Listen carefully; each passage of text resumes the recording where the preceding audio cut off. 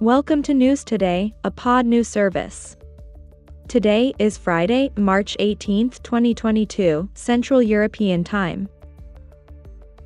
In movies like Fatal Attraction and Indecent Proposal, Adrian Lyne used sexual themes to make the movies more interesting. The world has missed him. There was a time when Paul Verhoeven and he made movies for adults that crossed the line into adult movies. Lyne hasn't been on the big screen since Unfaithful came out in 2002. It was a long time before studio movies were all about the billion-dollar tentpole. Before that, guys like Lyne and Verhoeven made films that repelled moralists and attracted audiences, with their films performing a strange cinematic attraction. The world has also moved on from Lyne and Verhoeven's tastes, which are now out of date. Fatal Attraction, 1987, Basic Instinct, 1992, and Indecent Proposal, 1993, were all huge hits at the box office. They all made it into the top 10 of their years. Last decade or so, the only R-rated movies that made the top 10 at home were Deadpool, The Hangover Part II, and 50 Shades of Grey. Even though they had the Restricted MPA tag, they weren't really movies for adults, even though they were rated R. In Lyne's book, Deep Water, there is a lot of nostalgia. It has big stars in it, Ben Affleck and Ana de Armas.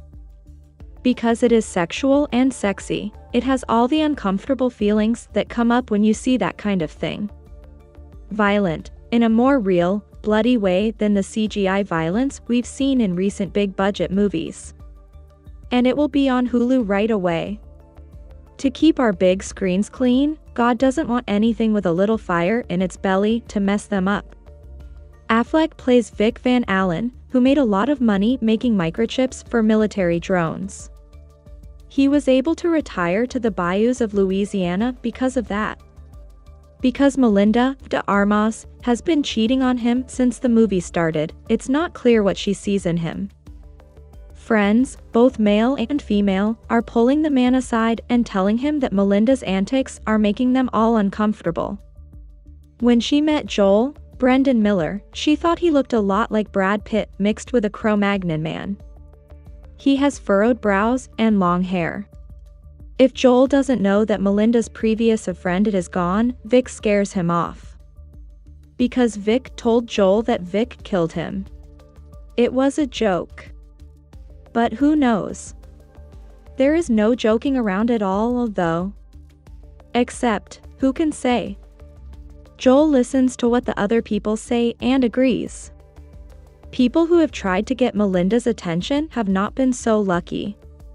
In Deep Water, the biggest flaw is that, as an erotic thriller, the emphasis is on the thriller, which makes everything seem a little cliched.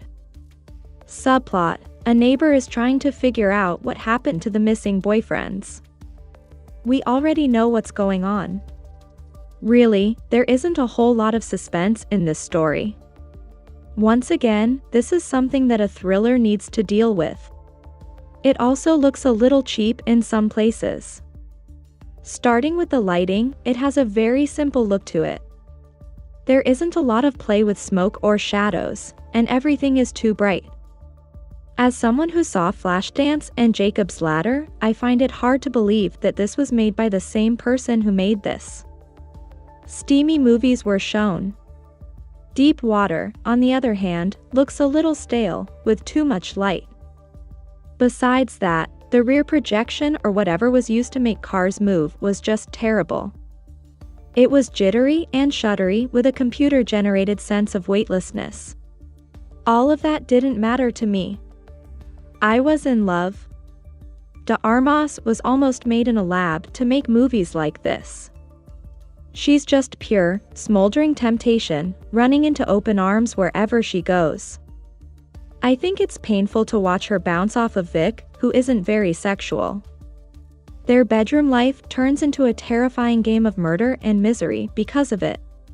Vic wants to let his wife make her own decisions, but he also wants to protect their relationship so that their daughter, Trixie, Grace Jenkins, doesn't have to grow up without her parents. This is an interesting ideological undercurrent in Lyne's film.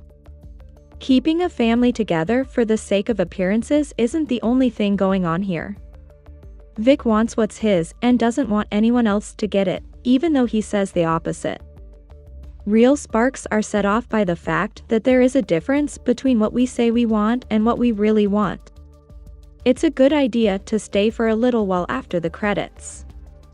When Lyne says that the girl should share some of the burden this family has to carry because she was murdered, I think she's being a little more subtle about it than she should be. Kids, they'll make you crazy.